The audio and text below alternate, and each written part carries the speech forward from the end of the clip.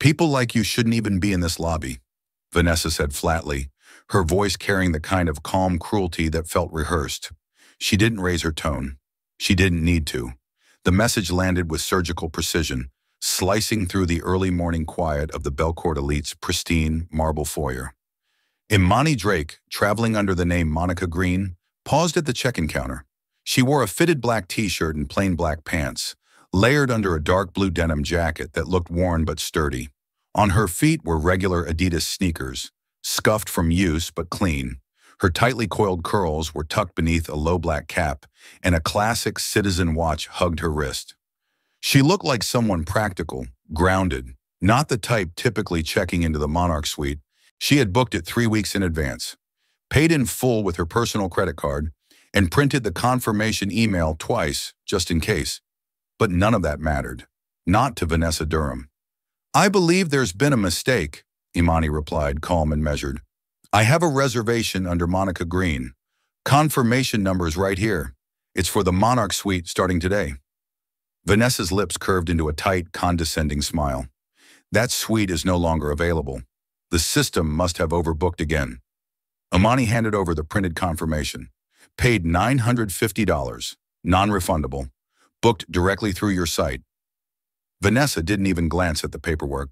"We have a standard room on the second floor available, if you'd like that instead." Imani's silence said everything. She wasn't surprised, not yet, just disappointed. She had seen this before. Different cities, different hotels, same pattern. Only this time, they had no idea who they were speaking to. And they were about to find out.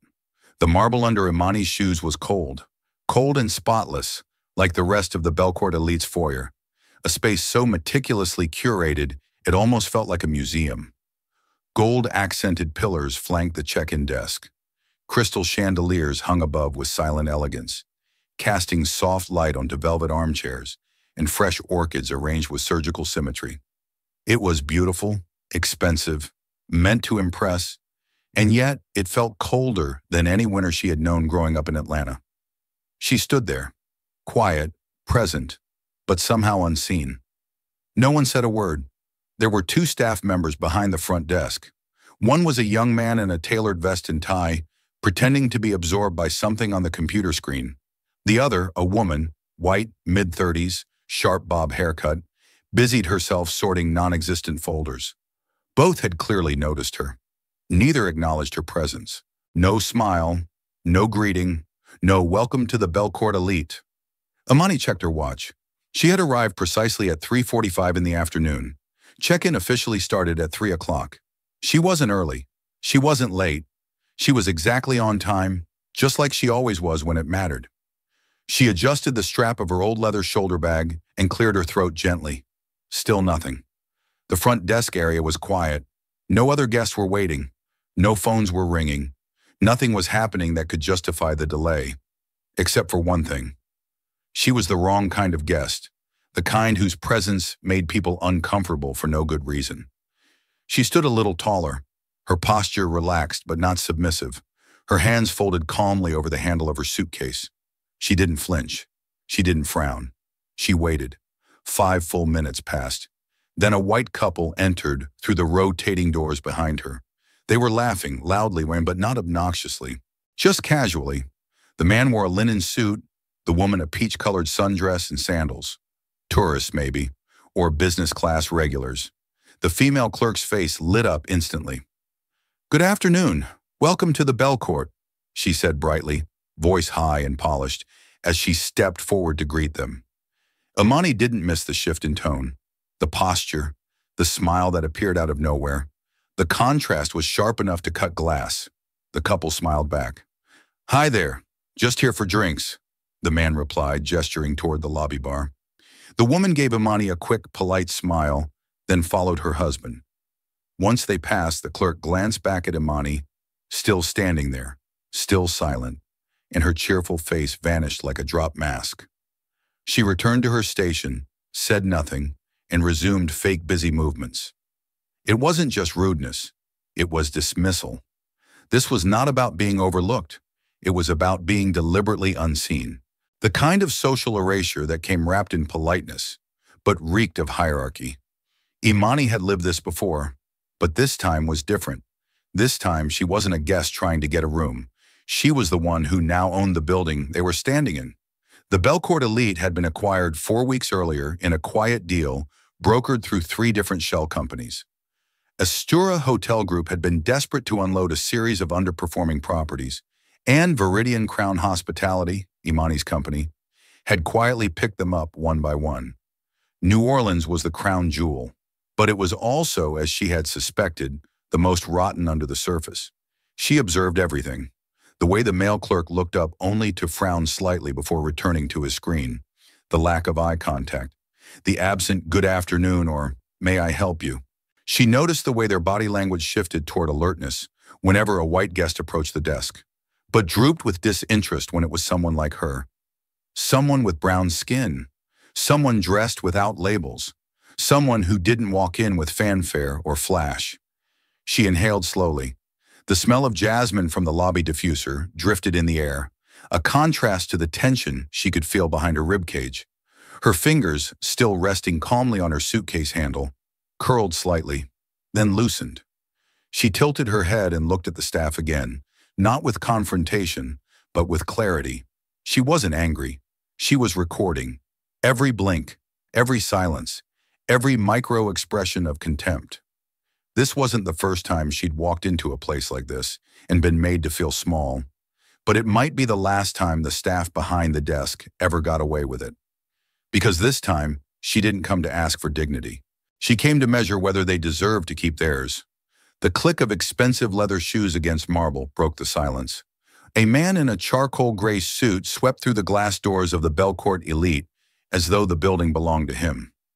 His silver cufflinks caught the chandelier light, his gait smooth and entitled. He didn't pause to look around. He didn't need to. He had been here before, many times, and everyone knew it. "Vanessa," the man called, flashing a gleaming smile as he approached the front desk. Imani didn't need to ask who he was. The name came flooding back with a chill. Spencer Langford, real estate magnate, longtime VIP of Astura Properties, and a man whose influence had always extended far beyond his bank account. Vanessa lit up like a spotlight had hit her. Her body language transformed instantly. She leaned forward, her voice bright and eager. "Mr. Langford, welcome back, sir. We were just preparing your suite." Imani turned her head slightly, watching every word. Spencer's tone was casual but pointed. "I hope it's the Monarch again.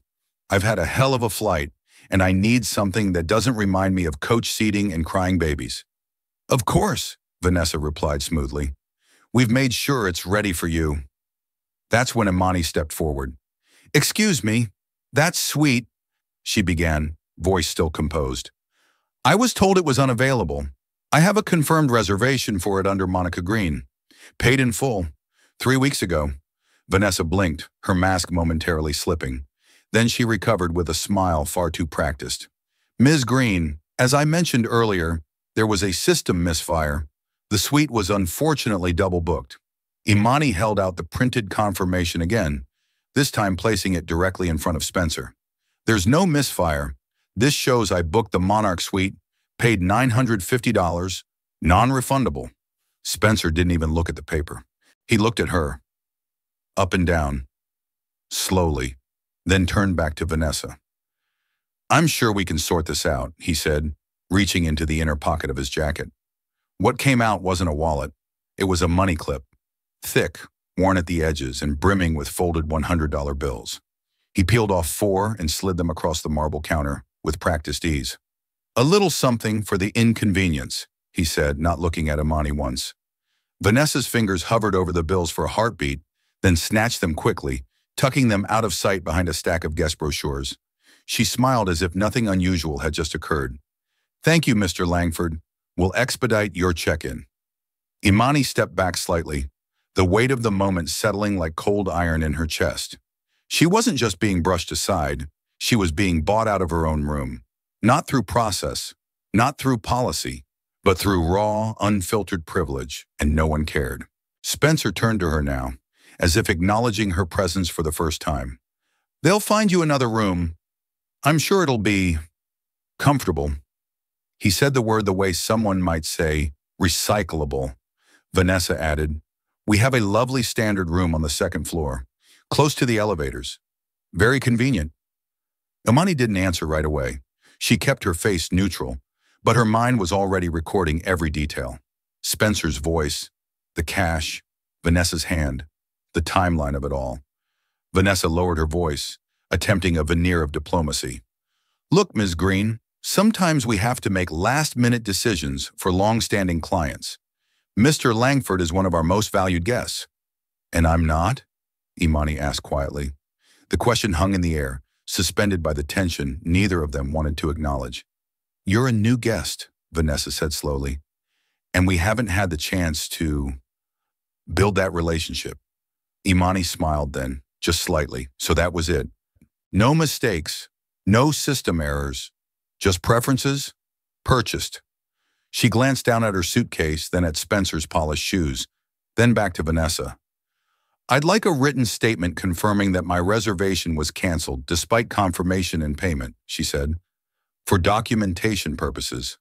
Vanessa's smile thinned. "That's not our usual process." "It is today." For a second, neither of them moved. Then Vanessa scribbled something on a blank notepad, signed it, and handed it over. Spencer watched with mild amusement, already texting someone on his phone. Imani took the paper, folded it neatly, and slipped it into her bag. They still didn't know who she was, but they would. Very soon. Imani turned away from the front desk, her grip tightening on the suitcase handle as her mind filed everything away with unnerving clarity. She didn't storm off. She didn't raise her voice, but her silence spoke in a language louder than confrontation. She walked slowly across the marble foyer, each step echoing beneath the high ceilings of the Belcourt Elite. And suddenly she was no longer invisible. The atmosphere in the lobby had shifted, not dramatically, but unmistakably. People had seen, maybe not everything, but enough. The exchange of money, the forced smile from the clerk, the black woman with the confirmation in her hand and the tension in her shoulders. The way the hotel's warmth flickered like a failing bulb the moment she had spoken up. From a distance near a side pillar that housed a planter of tall white orchids, a young woman stood watching. Her hotel name tag read Aaliyah, guest experience intern. Barely 22, maybe younger, Asian American, with her dark hair pulled back in a neat low bun. She had been wheeling a trolley of water bottles toward the elevator when the exchange began. Now the cart sat still behind her. Her gaze was fixed on Imani, not with suspicion, not with pity, with recognition. Aaliyah's brow furrowed, her lips slightly parted like she wanted to say something, but didn't know how. She glanced around, clearly nervous that someone in management might see her staring. Then she looked back at Imani and gave the smallest, most uncertain nod. It was enough. Imani offered a near imperceptible nod in return before continuing toward the side of the lobby. Behind the check-in desk, Spencer Langford was still talking loudly, bragging to Vanessa about some condo deal he had just closed. He made no effort to lower his voice, even as other guests began to glance over. If he noticed the attention, he welcomed it. It was the kind of arrogance money often bought and society too often excused. In the far corner of the lobby, seated in a high-back leather armchair, an older white gentleman lowered his newspaper and looked up. His eyes, sharp behind rimless reading glasses, met Imani's for a moment. He didn't smile. He didn't scowl. He just gave a brief nod, as if to say, "I saw that too." Imani noted him silently. Not all allies speak.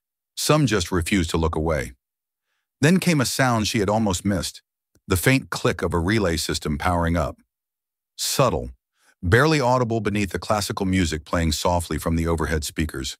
But she knew that sound. It came from the auxiliary camera unit in the lobby's northeast corner, the one installed during Astura Hotel Group's short-lived attempt to modernize their aging surveillance. Her gaze slid naturally in that direction. There, standing by a utility closet near the column, was a man in a dark maintenance uniform. Latino, mid-30s, name tag Miguel Alvarez. He was pretending to inspect the wiring panel, but Imani recognized the flicker of concentration on his face as his fingers tapped discreetly at the control pad inside the open panel. He wasn't just inspecting, he was extracting, backing up security footage manually. a move only someone with access and understanding of the system could perform. Miguel didn't look at her, not once, but she saw it in his hands, in his quiet efficiency. He had seen what happened, and he was preserving it. Amani felt a surge of something she hadn't felt since she entered the building. Momentum. The hotel's design was meant to isolate. Wide spaces, high ceilings, quiet corridors. It made things look calm even when they were unraveling. But now threads were fraying, eyes were watching, and not all of them were indifferent. She walked slowly toward a velvet settee near the wall and sat down, not to rest, to process. Her phone vibrated softly in her pocket. No doubt a check-in from Thomas or Diane back at Viridian's headquarters. But she ignored it for now. The story was unfolding too fast, too raw to interrupt. From her seated position, she had a perfect view of the front desk. She watched Spencer accept a glass of champagne handed to him by a different staff member. Vanessa leaned in close, whispering something that made them both laugh. The contrast was sickening. Just beyond the lobby bar, Aaliyah disappeared behind a doorway, glancing back once before slipping out of sight. Amani exhaled slowly. This wasn't just about a suite anymore. This was about a system, a language of exclusion, written in body language, tone of voice, and who gets asked if they'd like help with their bags. But it was also about something else, something she could feel shifting beneath the floor of that lobby. Resistance, not dramatic, not loud, but present and growing. Amani sat with her back straight and her hands folded neatly over her lap, the edges of her travel-worn leather bag brushing against her knee. From the outside, she looked composed, maybe even indifferent. But her phone, resting silently between her palm and thigh, had already been used to send two messages. The first went to Thomas, Chief Operating Officer of Viridian Crown Hospitality, the second to Jennifer Chen, her lead attorney. Both were short. Phase 1, confirmed. Systemic bias observed. Proceed to next tier quietly. Await full report before engagement. She tapped send without hesitation, then locked the screen and slid the phone back into her bag. The muscles along her shoulders didn't relax. If anything, they coiled tighter. Beneath her cardigan and calm posture was a storm years in the making. Imani had not been born into wealth. She had not inherited any real estate portfolio, nor married into corporate legacy. What she had, what they could not see, was experience. Sharp, ruthless, earned experience. 22 years ago, she had walked into a hotel lobby in downtown Memphis, holding a baby carrier in one hand and a backpack full of tips in the other. She was 23, a full-time bartender in a grimy sports bar near the Mississippi River, working doubles just to make rent on a one-bedroom apartment that didn't always have heat in the winter. That day, she had tried to check into a budget motel so she could meet with a woman who had promised to fund small businesses owned by single mothers. The motel clerk looked at her, saw her baby, saw her hoodie, saw her dark skin, and said, "We're full." She saw 4 empty rooms on the board behind him. She left that night without a meeting and slept in her car, rocking her daughter to sleep in a parking lot behind a church. That memory had never left her. It was why she had built her empire from the bottom up, with a vengeance against that kind of gatekeeping. And it was why, even today, even with a personal net worth north of $200 million, she still booked every undercover stay using that same faded Chase Sapphire card she had used at that budget motel. The card had history, so did she, and so did this hotel. The Belcourt Elite was one of 15 properties she had just acquired through a carefully orchestrated deal to absorb the Astura Hotel Group, a chain known more for its pretentious service and outdated glamour than any real guest satisfaction. Rumors of racial bias had been circling for years. Hushed conversations in investor circles, anonymous reviews buried under fluff pieces, whispers at conferences. Amani never acted on whispers. She waited, she documented, and then she bought them out. Quietly, entirely. Viridian Crown Hospitality had spent the last year preparing for this merger. Layers of shell corporations handled the transaction so that not a single manager, including Vanessa Durham, had the slightest idea who now signed their checks. Imani didn't want fanfare. She didn't want a press conference. She wanted truth. unfiltered, the kind of truth that only came out when power was assumed absent. That's why she had checked in alone, wearing a cardigan from a department store clearance rack in Flats that had walked more business pitches than most executives ever would. She used the name Monica Green, a variation of her grandmother's, and she paid full price for the Monarch Suite, not with a corporate account, but with her personal credit card. She wasn't just testing a reservation system, she was testing the soul of the building, and it had already failed. Not just because they gave her room to a man who hadn't booked it, not just because they ignored her in favor of white guests who arrived minutes later, but because they did it all with confidence, with the certainty that there would be no consequences, that she didn't matter, that her money was less valuable, that her presence was less dignified. They were about to learn otherwise. Imani opened the notepad app on her phone and began listing names. Vanessa Durham, Spencer Langford. Desk staff unnamed but visually recorded. Possible witness, Aaliyah Chen. Security footage timestamp, 3:47 to 3:57 p.m. Confirmed guest ledger activity. Possible violation of Civil Rights Act Title II. She saved the note, encrypted the file, and uploaded a copy to Veridian's private legal cloud. Then she leaned back slightly in the chair. She wasn't tired, she was sharpening. By tomorrow morning they would know who she was. But tonight they would reveal who they were, and she would make sure it was documented in full. Imani returned to the front desk with a quiet, deliberate stride. She no longer needed to ask questions. She had the answers. What came next was strategy. "I'll take the room," she said plainly, setting her confirmation printout gently on the counter without making eye contact. Vanessa blinked, momentarily thrown by the calm compliance. She had expected resistance, maybe even a scene, but instead she was met with silence that held more weight than any outburst ever could. "At the same rate you paid for the suite," Vanessa added with manufactured cheer, already reaching for a fresh keycard. Imani nodded once. "Of course." No negotiation, no protest. Vanessa slid the card across the counter. "Room 214, second floor. Elevator to the left, down the hall." Imani took it, the plastic cool in her palm. "Enjoy your stay," Vanessa said, the words so hollow they might have echoed. Imani turned without another word and wheeled her suitcase across the lobby. The front desk faded behind her, but the eyes did not. She could feel them. Guests who had watched the encounter from couches, bar stools, and corners of the room now shifted awkwardly, unsure whether to look away or pretend they hadn't seen. Some averted their gaze.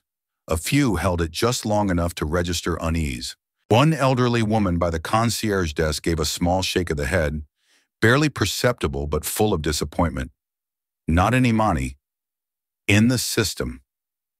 The elevator arrived with a soft chime. Inside, Imani stood alone, surrounded by polished brass mirrors, reflecting back her simple cardigan, travel pants, and low ponytail. She looked like any other tired traveler. That was the point. The elevator doors opened on the second floor with a mechanical sigh. The difference in ambiance was immediate. The lighting was dimmer, the carpet thinner. The hallway curved slightly, narrowing toward a service corridor. Room 214 sat near the end, just across from the maintenance closet. A faint hum of machinery vibrated through the wall. She unlocked the door and stepped inside. The room smelled faintly of damp fabric and cheap industrial cleaner. The carpet near the window was worn thin, revealing uneven flooring beneath. One of the lamps on the nightstand flickered when she flipped the switch. The air conditioner groaned before sputtering to life with a high-pitched whine. She didn't flinch. She didn't sigh. Instead, she took out her phone and began typing. 2. Thomas, Diane, Jennifer. Subject, immediate status. Discrimination confirmed. Bias observable at multiple levels. Reception, service prioritization, room allocation. No escalation yet. Proceed silently. Keep transition team on standby. Legal team, begin compiling witness protocol. She hit send and placed the phone on the desk beside the television, then began to slowly inspect the room. She opened the closet, hinges squeaked. She pulled back the sheets, no visible stains, but the pillowcases were wrinkled and unevenly placed, like they'd been reused in a rush. She checked the bathroom, hairline crack in the mirror, and a faint water stain beneath the sink. This wasn't an accident. This was an assignment. Room 214 wasn't just a downgrade. It was a message. You should be grateful we let you stay at all. But Imani didn't internalize messages like that anymore. Not at this stage in her life. She read them, recorded them, then dismantled the sender's authority brick by brick. She sat on the edge of the bed and glanced around once more, then opened the notepad app again. Room condition, flickering lamp, HVAC noise, safety threshold, carpet uneven, window latch rusted, bathroom mirror cracked, assigned room location, chalk adjacent to maintenance. She took photos of each issue, time-stamped, geotagged, and uploaded them to the secure cloud folder marked Astura Discovery Phase 1. The next move would not be emotional, it would be procedural. Suddenly a dull thud echoed through the wall, something heavy being wheeled across the maintenance floor. Imani turned to the window. It faced a narrow gap between buildings. Her suite, the Monarch, would have offered a sweeping view of the Mississippi River. Instead, this window faced a concrete wall and the loading bay where delivery trucks, reversed in with beeping signals and trash bins, clanged. From her bag, she retrieved a small notebook, real paper, and wrote one word in the center of the page. Intentional. Not unfortunate. Not clerical error. Not accident. Intentional. This wasn't bad hospitality. It was designed hospitality, for certain people only. Imani tapped her pen once on the notebook, then flipped to a clean page and began sketching what the floor plan of the lobby looked like from memory. Angles of cameras, line of sight, where staff were positioned when Spencer entered. Who moved first? Who spoke? Who watched in silence? She was not here to fight for one room. She was building a case for hundreds of them. The next phase began quietly. Imani stepped out of room 214 later that afternoon and made her way toward the pool area. Her outfit hadn't changed, still modest, practical, her face unreadable. But her eyes absorbed everything, every detail filtered through a lens of experience, sharpened by years of watching systems pretend to serve. The hotel pool was supposed to close at 8 in the evening. At 5:45, it was still filled with guests, families, couples, solo travelers sipping wine or scrolling on phones. The area was clean, lined with lounge chairs and cabanas dressed in navy and white. The sun filtered in through the glass ceiling, warming the tile floor. It could have been a sanctuary. She approached the pool gate, keycard ready. A young attendant in khakis and a navy polo stepped forward before she could swipe it. His name tag read, Blake, Guest Services. "Excuse me, ma'am, do you have your room key?" Imani paused, held up the card. Room 214. Blake took the card and examined it. Too long. He flipped it over, squinted, then looked back at her face. "I'm sorry, but this area is reserved for guests with pool privileges. Not all room types include access." Imani didn't move.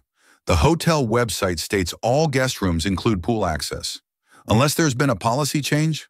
Blake hesitated. I'd have to check with my supervisor." Before he could reach for his walkie-talkie, a pair of white guests, mid-50s, silver-haired, dressed casually, walked right past him. Blake nodded at them with a smile. No card check, no hesitation. Imani didn't say anything. She simply held out her phone and tapped to open the hotel's amenities page. It clearly showed pool access was included for all paying guests. She tilted it so he could see. Blake flushed. Sorry about the confusion, ma'am. You can go in." She nodded once and stepped through the gate. She didn't swim. She walked a slow, deliberate circle around the perimeter, taking mental notes. How many guests were inside? Who received towels without asking? Who got offered drinks? How staff responded when someone asked for more sunscreen? None of it was random. Patterns revealed everything. She returned her towel without a word and exited 15 minutes later. Her next stop, the hotel's main restaurant, Laurel and Iron. The hostess station was polished oak with a vase of fresh hydrangeas and a slim tablet mounted to the side. "Good evening," Imani greeted, her tone polite. The hostess looked up, professional but distant. "Do you have a reservation?" "Yes, under Monica Green, 715. The hostess tapped at the screen, confirmed the booking, and nodded. "Follow me." Imani followed, noticing the dining room was only half full. Plenty of tables by the windows and farther from the kitchen. But the hostess led her to a small two-top next to the swinging doors that led to the prep area. The scent of grilled fish and fryer oil drifted in waves. The noise from the kitchen bled through in bursts, shouted orders, clanging pans. "Is this the only table available?" Imani asked calmly. The hostess smiled tightly. "It's what we reserve for walk-in guests." "I'm not a walk-in." Another smile. "It's just temporary. We'll move you if something opens up." Imani nodded again. She took the seat, scanned the room. A white couple who had entered after her were being escorted to a table with a view. Another single guest, young, white, male, was seated farther from the kitchen despite not having a reservation. She placed her cloth napkin in her lap and waited 5 minutes before a server arrived. By the time her iced tea arrived, she had made 3 new entries into her digital log, each one carefully time-stamped. She didn't finish the meal. She asked for it boxed and left a $20 tip. Not for them, for the records. On her way back toward the elevators, a soft voice stopped her. "Miss Green?" Imani turned. It was Aliyah Chen, the intern from earlier. She stood beside a service alcove, out of sight of the main hall traffic. Her hands were clasped in front of her, nerves visible in the way her fingers fidgeted. Sorry, Aliyah stammered. "I hope I'm not overstepping, but I just wanted to say, what happened earlier? At the desk, I saw it." Imani raised an eyebrow. "Did you?" Aliyah nodded, her eyes darting toward the cameras. "I didn't mean to spy. I was assigned to assist the lobby team today. I wasn't supposed to interact unless asked, but it didn't feel right." "What didn't?" Aliyah's voice dropped to a whisper. "The way they treated you. The way they prioritized Mr. Langford. That's not how we're trained. It's not in the guest protocols. But it happens. I've seen it more than once. Usually to guests who look like you." Imani didn't respond immediately. She studied the young woman, saw no guile in her eyes. Just guilt and something else. Courage barely finding its feet. "You have a name tag, but no authority," Imani said gently. "Yet you spoke anyway." "I had to," Aliyah said. "I know I'm just an intern, and this might ruin my chances here, but I couldn't stay quiet." Imani gave a small, measured smile. "Then maybe you're in the wrong company." Aliyah blinked. Sorry?" "Not you," Imani said. "Them." She reached into her bag, pulled out a business card with nothing but a private number printed on it, and handed it to Aliyah. "If anything else happens, anything at all, call me or text. Day or night." Aliyah took it like it was a lifeline. Then she stepped back into the shadows as a manager walked by. Imani continued to the elevator, knowing the tide had begun to shift, not with a confrontation, but with a whisper. And sometimes, that's all it takes. Back in room 214, Imani locked the door behind her and closed the blackout curtains, shutting out the fading light of New Orleans evening. The hum from the hallway maintenance equipment still rattled faintly through the walls, but her mind was already elsewhere, focused, composed, and razor-sharp. She placed her phone on the small desk beneath the mirror, opened the secure app connected to Viridian Crown's private cloud, and began uploading every file she had gathered: photos, audio clips, video snippets, time-stamped entries. A catalog of moments that told the real story of the Belcourt elite, one not found in any glossy brochure or hospitality review. Her message to legal was short but definitive. "Documentation complete. Proceed with legal escalation protocol. Request confirmation. Are grounds sufficient to initiate full review and personnel action?" Within 2 minutes, her phone vibrated. It was a video call. She tapped to answer. On screen appeared 2 familiar faces. Jennifer Chen, her chief legal counsel, seated in her home office in San Francisco, and Thomas Bishop, Viridian's COO, dialing in from the New York corporate apartment. Both looked calm but alert, the look of people who knew they were standing on the edge of something consequential. "We reviewed the files," Jennifer began, adjusting her glasses. "We have more than enough. This isn't just a personnel issue. What you captured outlines a pattern of systemic discrimination. It qualifies for a federal civil rights claim, and possibly criminal bribery." "Spencer Langford was very confident with his money clip," Imani said evenly. Thomas nodded. Vanessa Durham received it openly, on camera, and the reassignment of your suite was logged in the system 15 minutes after your confirmation was re-verified. That digital footprint alone is damning. Then we move forward, Imani replied. Prepare the full list of termination notices. Include Durham, the receptionist, the pool staff, the restaurant hostess, and anyone else who participated or enabled what we've documented. Add Langford to the blacklist across all Viridian Crown properties. Jennifer raised an eyebrow. Lifetime? Permanent, Imani said without hesitation. He purchased discrimination with cash. He can purchase comfort elsewhere. Thomas cleared his throat. Are you sure you want to reveal ownership now? We could wait. Issue a legal warning first, then go public later. No, Imani said. This ends tomorrow. I want the board in the building. We convene in person. 8:30 sharp. I'll arrange the logistics, Thomas confirmed. We'll send board members in staggered arrival, different entrances. Keep it quiet. Jennifer's voice was firm. We'll prepare a full package for media distribution once the terminations are complete. If you want to release a formal statement, I'll give it live, Imani cut in, from the grand ballroom. Staff needs to hear it from the person they thought they could ignore. There was a beat of silence. Then Jennifer gave a tight, approving nod. You're not just enforcing policy, she said. You're reshaping the culture. That's always been the goal, Imani replied. The call ended. Imani stared at the blank screen for a moment, her reflection soft against the glass. She wasn't angry anymore. The anger had burned through and settled into something stronger. Clarity. This was never about her suite. It was about a guest who looked like her being deemed less important. About the employee who spoke up being forced to whisper. About a system that made it easy to discriminate as long as it looked polished doing it. She pulled out a notepad and began sketching the outline for tomorrow's meeting. Belcourt Transition Protocol. Immediate actions. Staff terminations to be read aloud in person. Reinstate access to any guest wrongfully displaced. Elevate Aliyah Chen to formal mentorship program. Install compliance training team on site within 48 hours. Send personal apology to Black family witness being redirected earlier today. That last note lingered in her mind. The family with the young children, excited for a weekend getaway, who had been told their family suite wasn't available. She hadn't intervened then, but she had watched, and she would make it right. Imani walked to the window and pulled back the curtain. The view was the same. Narrow alleyway, a dumpster, loading zone noise. But she looked at it differently now. Not as something she had been forced into, but as the vantage point from which she would fix everything. Her phone buzzed again. A message from Eleanor Martin, chairwoman of Viridian's board. All members confirmed. We're ready. Proud of you. Imani replied, Tomorrow we remind them. Ownership comes with accountability.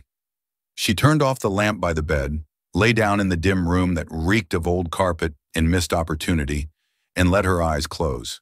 Not for rest, but for preparation. Tomorrow the walls of this hotel would echo with more than just service carts and elevator chimes. They would echo with reckoning. At 8:27 in the morning, the Belcourt Elite looked like any other luxury hotel beginning a new day. Bellhops wheeled carts across the lobby. Jazz music played softly through the sound system. Guests sipped coffee in linen-covered chairs. But beneath the polished surface, something had changed. 7 black SUVs had arrived within the past 15 minutes, each parking in a different location round the block. Their passengers entered through separate entrances, service doors, side elevators, a staff corridor normally reserved for deliveries. To the casual observer, it was business as usual, but the staff had started to notice. A senior housekeeper whispered into her earpiece. A security guard fidgeted, clearly unsure why the main monitors showed unfamiliar faces in suits walking through restricted zones. The front desk receptionist glanced nervously at the group of individuals now congregating near the ballroom entrance, each wearing a small gold Viridian pin on their lapel. In the executive lounge on the top floor, Spencer Langford sat in his favorite corner, sipping from a crystal glass filled with freshly squeezed orange juice and champagne. He was halfway through a smug anecdote about a development deal in Dallas when he spotted the third SUV pulling up outside the side portico. He leaned forward, frowning. Then he saw another unfamiliar face. an older black man in a tailored navy suit, entering through the courtyard entrance. Then another, this time a woman in heels and a black briefcase. Then two more. None of them were guests. Something was wrong. Meanwhile, Imani Drake stood in front of the full-length mirror in her room. The cardigan was gone. In its place, a perfectly pressed charcoal blazer, silk blouse, slim-cut slacks, and low black heels. Her hair was styled in a smooth bun, and a delicate pin bearing the Viridian crown emblem sat on her collarbone. This was not Monica Green checking in. This was Imani Drake arriving. She stepped into the hallway, her expression unreadable. She didn't need to rehearse her words, she had lived every one of them. Downstairs, Vanessa Durham glanced up from her desk just in time to see Imani stepping off the elevator. Her eyes widened. The key card labeled Room 214 dropped from her hand onto the desk. Imani walked straight past her. In the grand ballroom, staff had already begun gathering. The PA system had broadcast a message moments earlier. All Belcourt employees, please report to the ballroom for an urgent staff-wide announcement. This is mandatory. The voice was neutral, professional, but no one could remember ever hearing a message like that before. The room buzzed with confusion. Supervisors whispered among themselves. Line cooks stood beside bellboys. The hotel manager hadn't called this. No one knew who had. Then Jennifer Chen took the stage. Dressed in gray, her tone was calm but commanding. Good morning. My name is Jennifer Chen. I serve as General Counsel for Viridian Crown Hospitality Group. As of 72 hours ago, the Belcourt Elite, along with all Astura Group properties, was officially acquired by Viridian Crown. Gasps. Actual gasps. Someone dropped a clipboard. Jennifer continued without pause. We are here today to introduce the new ownership, communicate immediate transitions, and address concerns that have arisen regarding discriminatory practices within this property. At that, murmurs rose to a low roar. Eyes darted toward one another. Then Imani stepped onto the stage. The same woman they had dismissed. The same woman they had downgraded, ignored, and attempted to push out. But now she stood under the chandelier with presence. The room fell utterly still. My name, she said, voice strong but even, is Imani Drake. I am the founder and CEO of Viridian Crown Hospitality. And yes, I was here yesterday. I checked in under a different name. I wore a cardigan and flats instead of a suit. I paid for the Monarch Suite with my personal card. I made no special requests. I simply asked to be treated like any other guest. She let the silence hold. I was denied the suite I booked. I was ignored at the front desk. I was accused of causing disruptions. I was surrounded by security for insisting on what I paid for. And I was placed in a room next to the service closet with flickering lights, broken vents, and a view of a trash dock. Murmurs turned to quiet shame. Not because the room was unavailable, she continued, but because someone decided I didn't fit their idea of a VIP. She paused, eyes scanning the crowd. I'm not here to humiliate anyone. I'm here to rebuild a culture where guests are valued not for their skin tone, but their humanity, where no one needs to hide who they are to be treated with basic dignity. Then she turned slightly. Jennifer, you may proceed. And just like that, the reckoning began. Jennifer Chen stepped forward again, this time holding a sleek black folder. Her voice, while still composed, took on a sharper cadence. Professional, precise, unmistakably final. Effective immediately, the following individuals are terminated from their positions at the Belcourt Elite for confirmed violations of Viridian Crown Hospitality's core values and federal anti-discrimination policies. The room held its breath. Vanessa Durham, Assistant General Manager. Vanessa's eyes went wide. She took one step back, then looked around the ballroom as if someone might intervene. No one did. No one could. Robert Flynn, Front Desk Reception. The young man who had laughed at Imani's insistence looked like he'd aged 10 years in 10 seconds. Blake Harmon, Guest Services Pool Division. Gasped from the back of the room. Monique Allen, Lead Hostess, Laurel and Iron Restaurant. Silence. Jennifer paused, then turned toward the doors just as they opened again. Two security officers entered, escorting a red-faced Spencer Langford, who had clearly come downstairs after hearing the commotion. He froze at the sight of Imani on stage. Mr. Langford, Jennifer addressed him plainly, your privileges as a guest at this hotel have been permanently revoked. In addition, you are hereby banned from all 42 Viridian Crown properties across the United States. You can't do this, Spencer barked, his voice cracking under disbelief. I've done business in this hotel for over a decade. I know your investors, your vendors. I don't care who you know, Imani said calmly, stepping toward him. You used money to strip a black woman of her rightful reservation. You disrespected this hotel and its principles. And you assumed your comfort came before someone else's dignity. Spencer's protests drowned beneath murmurs of support. A guest seated near the ballroom doors began clapping. Then another. It wasn't a standing ovation. It didn't need to be. It was recognition. Jennifer handed the remaining papers to the HR representative. We will review all other incidents in the past 60 days for patterns of misconduct. Discrimination, whether direct or passive, will not be tolerated under Viridian ownership. Imani turned back to the crowd. For the next 60 days, the Belcourt elite will close for full operational recalibration, she announced. That includes anti-bias training, leadership restructuring, and comprehensive system audits. No bookings will be accepted during this period. A collective inhale swept the room. For some, it meant job insecurity. For others, it meant hope. Every guest deserves the same welcome, the same room, the same respect, regardless of what they wear, how they speak, or where they come from, Imani continued. We're not in the business of status. We're in the business of sanctuary. She looked out into the faces. Some were ashamed, some were moved, but all were listening now. Before we conclude, she added, I'd like to acknowledge someone. Her eyes found Aliyah Chen, standing near the back, trying to make herself invisible. Aliyah Chen, step forward, please.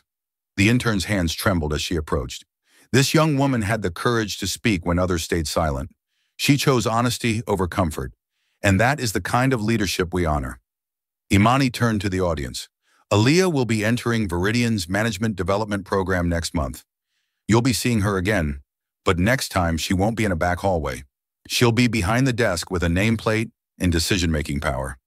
Tears welled in Aliyah's eyes as the ballroom erupted in applause. For once, it wasn't the VIPs being celebrated. It was someone who had simply chosen integrity. After the meeting, Imani walked through the now silent lobby, her heels echoing across the polished floor. She rode the elevator alone up to the 11th floor, where the Monarch suite still sat, untouched. The manager's override key opened the door. The suite was everything it promised. Vaulted ceilings, floor-to-ceiling windows with views of the French Quarter, a marble-soaking tub, and a private sitting room stocked with champagne and fresh fruit. She stepped inside and stood still for a long moment. This was the room they said she didn't belong in. Now it was hers to give, or take away. She reached for the phone and called Jennifer one last time. Send in the restoration team, she said, and let's prepare the official release for press distribution. Jennifer's voice was steady.